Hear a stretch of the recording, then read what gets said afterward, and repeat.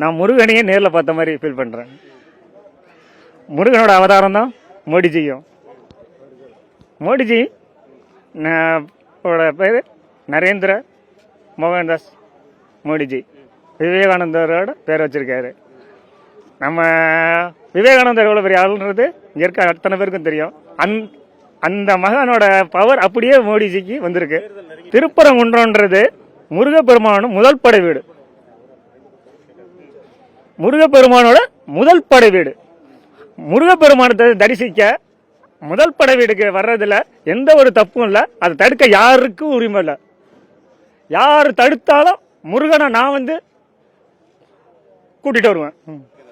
இந்த தருணத்தில் எப்படின்னா மாலை நேரத்தில் சிறப்பாக இருக்கு. முருகப்பெருமானை பார்த்ததுக்கு தமிழ் கடவுள் மேல் பற்று அவருக்கு அதிகம். அதல்லாத இத்தனை வருஷம் திராவிட கட்சியில் ஆண்டு தமிழ்நாட்டு மக்களை குட்டிச்சராக்கி வச்சிருந்தாங்க. அதனால தமிழ் கடவுள்கிட்ட அவர் வேண்டிட்டு போறாரு. தமிழ் கடவுளை முருகா காப்பாத்துன்னு சொல்லிட்டு போறாரு. அதனால உள்ள இருக்கிறது முருக கடவுள், வெளியே இருக்கிறது மோடி கடவுள். நிச்சயமாக மனசு சந்தோஷமா இருக்கு.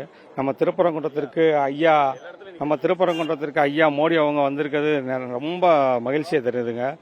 வரும் தேர்தலில் இப்போ மதுரையில இருந்து தான் ஒரு இன்னைக்கு சாயந்தரம் மண்டேலா இதுல மாநாடு நடத்துறாங்க. இப்போ அதுக்கு முன்னாடி திருப்பரங்குன்றத்தை தரிசனம் பண்ணிட்டு ஆரம்பிக்கிறாரு. இனிமே எங்கேயுமே எப்பயுமே வெற்றி தான். என்டிஏ கூட்டணி ஆட்சி தான் வரும் தேர்தலில் வெற்றி பெறும்.